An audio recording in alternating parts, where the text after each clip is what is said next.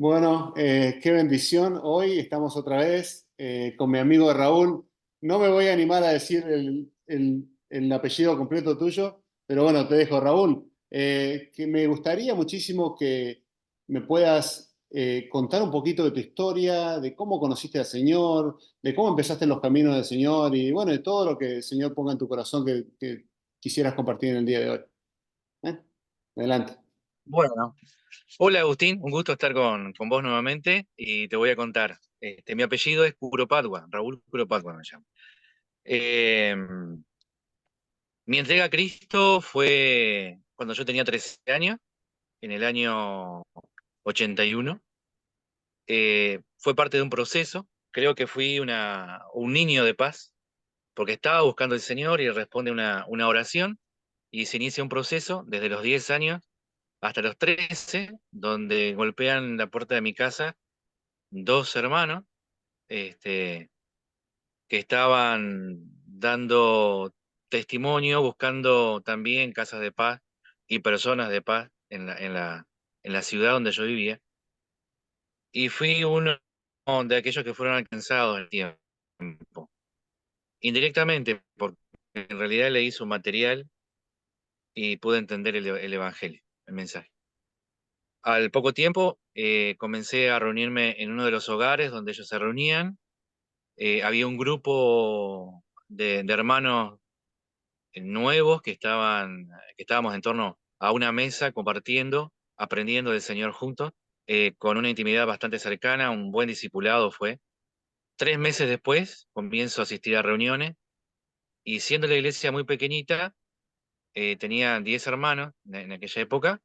eh, Nos reuníamos y procurábamos salir a buscar a los perdidos, ¿no? Casa por casa, puerta por puerta, hablando con las personas.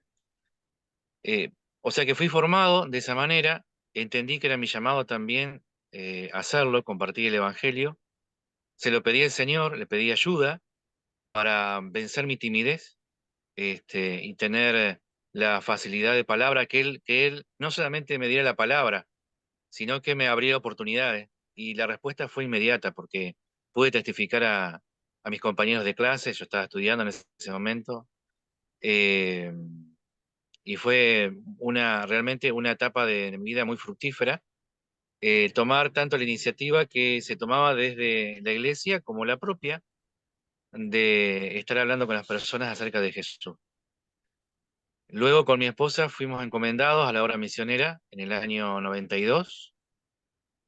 Formamos o colaboramos en la formación de una iglesia aquí en la ciudad de Paysandú, pero yo no veía que me veía sobrecargado haciendo toda la obra. Veía que también me estaba alejando de la realidad del mundo que me rodeaba. O sea, al ser un misionero a tiempo completo, mis amistades todas terminaron siendo cristianas y me alejé de aquel semillero, digamos, que era convivir con, con las personas a mi alrededor y perdí oportunidades, no las tenía. Así que estaba en esa insatisfacción de lo que estábamos haciendo como iglesia, de la falta de progreso, más bien de la mantención de un infantilismo espiritual bastante especial, eh, y Pero Raúl, querer romper. una pregunta, me estabas diciendo que habías empezado en un grupo pequeño, de casa en casa, evangelizando. ¿Cómo pasaste de un grupo pequeño de casa en casa, sabiendo que tenías que hacer el trabajo? Me habías dicho que te diste cuenta que era parte de lo que Dios quería que hagas. A después decís que fuiste parte de una plantación, pero ahora estás hablando de estar encerrado en un lugar. ¿Cómo fue que cambiaste la forma de hacer las cosas? De un momento estabas haciendo algo que te estaba dando vida y de otro momento estabas haciendo algo Claro, distinto. ¿De dónde aprendiste eso para hacer algo distinto? lo, lo que yo hacía era cumplir con todas las funciones que tiene que cumplir cada creyente y pensaba que tenía la obligación de hacerlo. Eh, y de esa manera no estábamos creciendo. O sea, la iglesia donde yo estaba también centró toda su vida espiritual, sobre todo, no es que no, se hacía discipulado y todo, pero centró su atención sobre todo en las actividades, en las reuniones, en los programas. Y yo lo aprendí de esa manera también. Así que traigo ese modelo Ok. que pasó de ser modelo simple, sencillo, donde había multiplicación, a un modelo de suma, no de multiplicación, y dependiente de los dones de alguno, centrado en ministerio y no en los procesos que tiene que llevar a cabo cada creyente miembro de la iglesia. Eh, Llega el año 2019 por ahí, estaba con mucha insatisfacción y orando, y en eso se comunica conmigo Eber Galito, misionero cercano, amigo de muchos años. Compartimos procesos similares en nuestro crecimiento espiritual y sobre todo en la visión de la obra.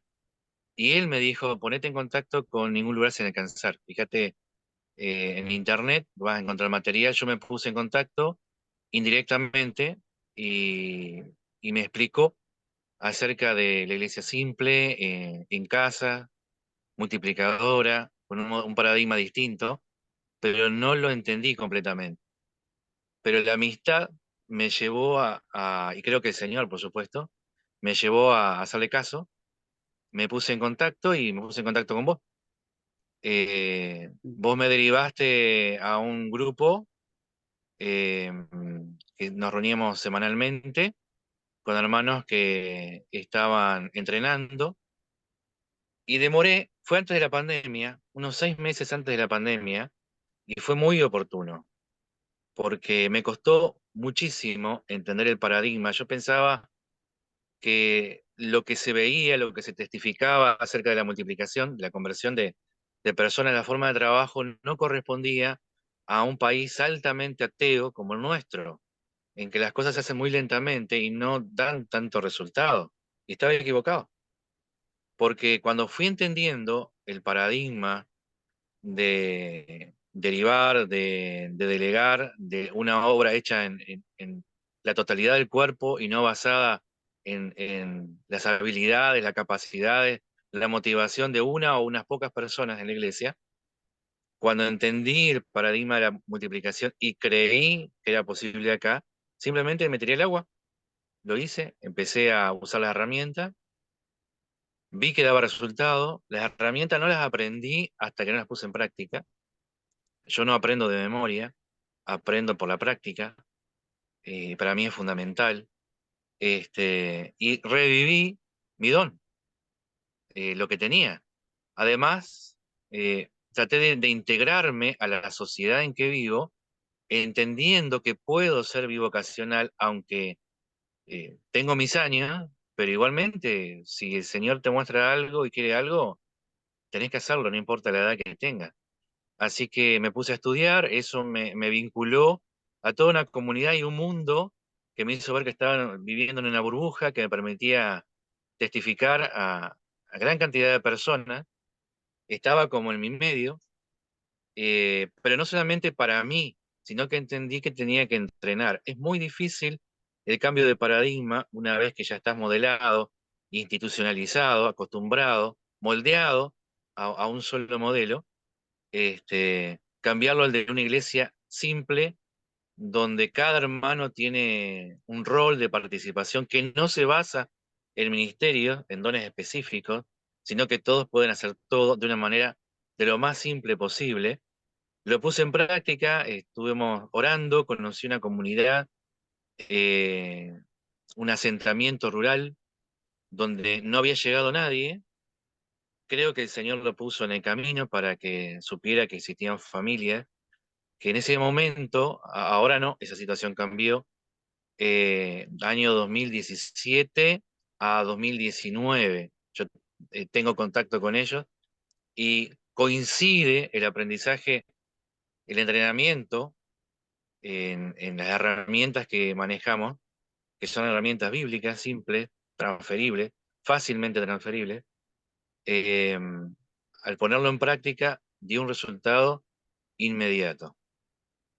Lo que llevaría un proceso de años de suma, la multiplicación lo cambió y hay una diferencia enorme entre la iglesia tradicional y la nueva iglesia que se forma en Colapay, donde hay un efecto multiplicador, donde los hermanos, a pesar de que muchos no saben leer, no manejan una cultura escrita, leída, sino más bien oral, igualmente entienden los principios y es una iglesia viva, simple, no tenemos un salón siquiera, tenemos un toldo, teníamos un techo, lo voló un tornado, ahora es un toldo abajo de árboles, haciendo mucho frío, estamos hablando de 3 4 grados en invierno y 40 y pico, 45 grados en verano.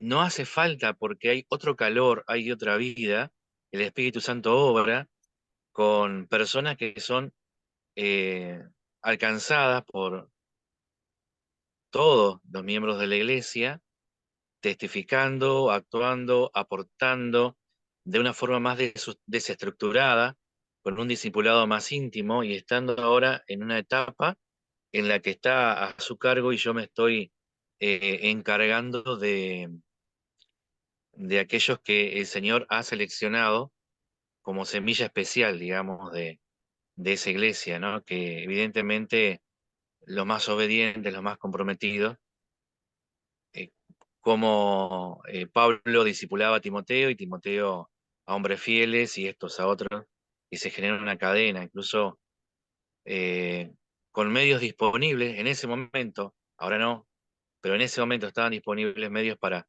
llegar a otros pueblos, hemos llegado con iniciativa compartida por algunos de Colapay también, hemos llegado a otras localidades y el Señor ha tenido preparado ya corazones, personas que al ir a poblados lejanos del lugar donde estamos, no alcanzados, donde no hay ningún tipo de testimonio, poblaciones rurales del interior profundo de nuestro país,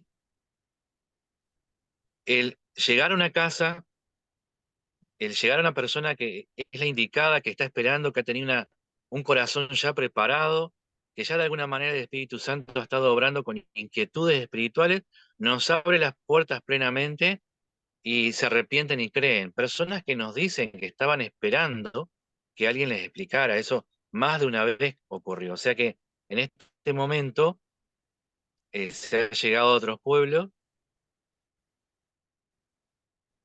No contamos con los medios ahora, pero confiamos en que el Señor va a proveerlos para poder seguir en esos lugares, como poblaciones que se pueden buscar por Google Maps, Arroyo Negro, Cuchilla del Fuego, Esperanza y Piñera. Son lugares lejanos donde no hay testimonio y en cada uno de ellos, al pequeño equipo que fuimos de 4 personas, 2 hermanos que colaboraron por un llamado del Señor y por buena voluntad, Mateo y su esposa, Sarita, y un hermano de Colapay que se llama Gabriel. Los 4 dispuestos, los 4 asombrados del obrar del Señor, llevándonos directamente a las personas de paz, sin siquiera tener la necesidad, a falta de tiempo, porque son lugares lejanos, y te daba la oportunidad de ir a uno o dos para hacerlo bien. Y el Señor ya abría la puerta en esos lugares.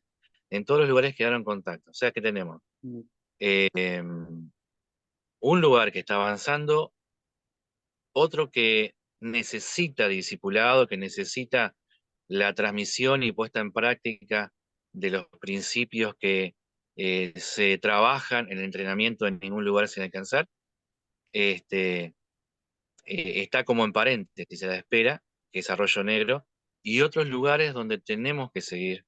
Eh, y eso era algo que no se daba, ¿no? Llegado No. el tiempo, llegado la guía del Señor, luego de la oración, el Señor abre puertas y Raúl, una permite, sí. pregunta. ¿Cómo te sentís después estuviste como casi 30 años en una iglesia donde estaba totalmente centralizada en el pastor, en vos, que tenías que cumplir todas las funciones? Ahora, a ver a la gente obedeciendo y cumpliendo otro rol. ¿Cuál es tu rol ahora? ¿Cómo te sentís? Contanos un poquito de eso también, por favor. Creo que tiene objetivo, ¿no? Porque uno se desvía, por ejemplo, en objetivos que están buenos, pero no son el propósito central de nuestro llamado. La edificación, el edificio, la ayuda, como podía ser la ayuda a personas que están en necesidad de diferentes situaciones, ¿no? Eh, de ropa, de alimentos. Todas son cosas buenas, pero el objetivo principal lo tengo claro y eso te da descanso, primeramente porque uno entiende que es la obra del Espíritu Santo, no es la habilidad de uno, y que lo primordial, lo que nos llama a hacer el Señor, es ir y hacer discípulos. Entonces, una parte de ese ministerio, o de ese llamado del Señor, mejor dicho, es evangelizar, pero no me quedo en el evangelizar, sino que procuro la dedicación a una persona para que sea discípulo y discipule a la vez.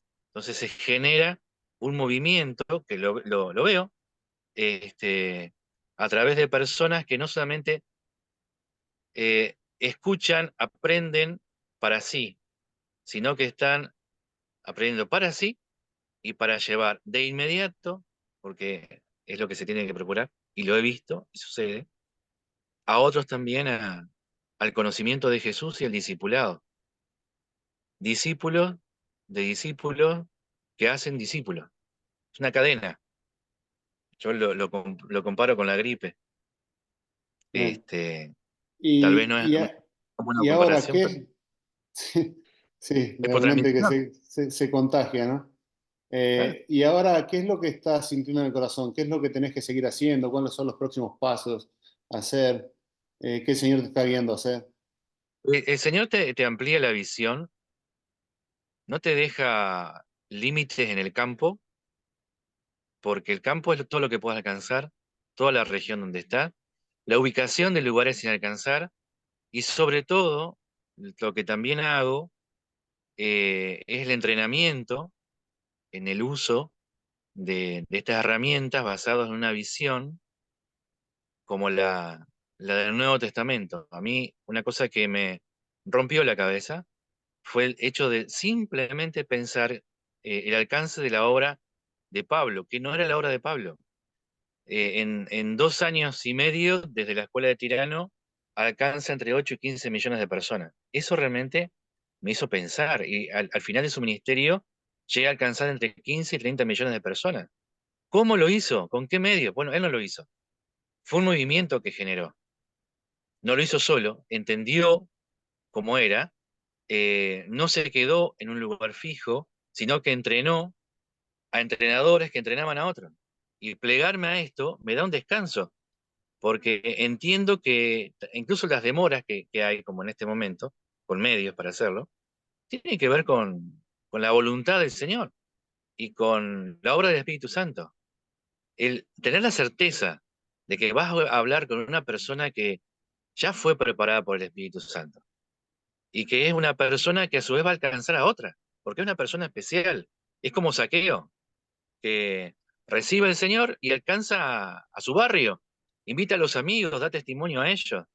Me pasó en Esperanza una señora, eh, Estela, ella escucha, se arrepiente mientras estamos explicando, ya está hablando con el Señor. Una vez que lo hace, la hija llega y le dice, vení, tenemos que hablar, dice. Y ahí ya se ve de inmediato el obrar del Espíritu Santo, que le alcanza a Estela y llama a la hija. Y así se genera ese movimiento de no solamente quedarse en una persona que es pasiva, que está en una actividad que no es mala, está bien. El grupo de personas, la iglesia como grupo, influye para bien, pero queremos más que eso. Queremos que sea el movimiento del Espíritu Santo, pero el movimiento del libro de Hechos. Que de hecho, algo que también me despertó mucha curiosidad es saber de dónde venía. todo este movimiento. Cuando me dicen a qué ministerio perteneces, yo digo, no, yo no pertenezco a ningún ministerio, estoy en un movimiento de plantación de iglesia, que es diferente. El saber lo que está pasando en Irán me ha impactado muchísimo, en los países musulmanes, en la India, en China, cómo la iglesia crece, no crece en infraestructura, que ni siquiera existe, pero crece en cuerpo, en sustancia, en esencia, en práctica, con una obediencia que está, bueno, todo esto se basa en creer y en obedecer, realmente Por- obedecer. Porque no hay seminarios No, la región esa islámica, no hay seminarios. no, ¿Cómo no, hacen no. para aprender? ¿Cómo hacen? El Espíritu Santo, la Biblia y el discipulado personal. ¿Y de dónde tienen la profundidad ellos? ¿Cómo harán para tener esa profundidad, verdad? Será el Espíritu Santo enseñándoles, ¿no? Todas las cosas. Claro, no está mal una cosa que ha sido un modelo que ha sido útil eh, en centrar, en descubrir o en redescubrir la doctrina, pero ha llegado un momento en que eh, hay que pensar si no estamos estancados, si no debería ser más, si no tenemos que tener una aspiración mayor como la que tuvieron los discípulos, ¿no? Especialmente recibimos de la Biblia testimonio de Pablo.